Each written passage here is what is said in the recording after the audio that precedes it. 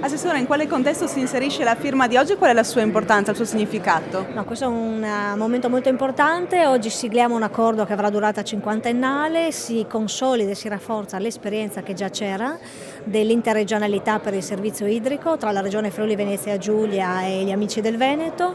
È un accordo importante perché va a inserirsi comunque in un processo di riforma che la Regione Friuli Venezia Giulia ha già avviato.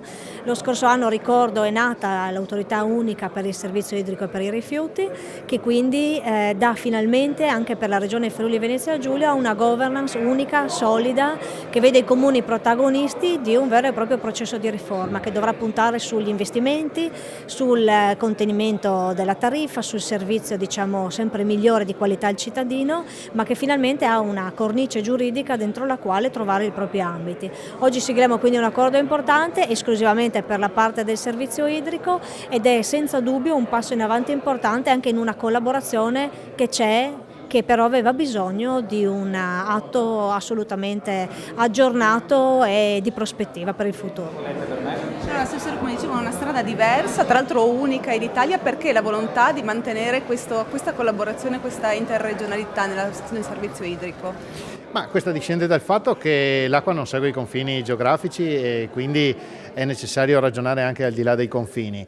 Noi in Veneto abbiamo gestito la partita seguendo i bacini idrici e così facciamo anche nel caso in cui questo confini vada al di là del confine della regione del Veneto, come è il caso in oggetto. E quindi questa è la strada che ci ha portato a definire, anche a seguito della nuova legge del Friuli Venezia Giulia, a definire questo accordo che garantisce la piena rispondenza alla legge del Veneto e contemporaneamente anche alla legge del Friuli Venezia Giulia, con questo bacino interregionale che potrà continuare così come era nato e è resistito fino a questi ultimi periodi prima che nascessero queste modifiche di legge.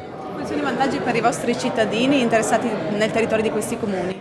Ma i vantaggi sono quelli di poter mantenere la situazione come è stata costruita grazie al lavoro dei sindaci che sono i protagonisti di questa partita quando si parla di servizio idrico integrato, possono continuare così come era accaduto negli ultimi anni. È un sistema che funziona, un sistema che garantisce un piano di investimenti, un piano d'ambito coerente con il proprio territorio e garantisce anche una tariffa adeguata a quello che è il servizio, quindi alla fine è una garanzia per il singolo cittadino.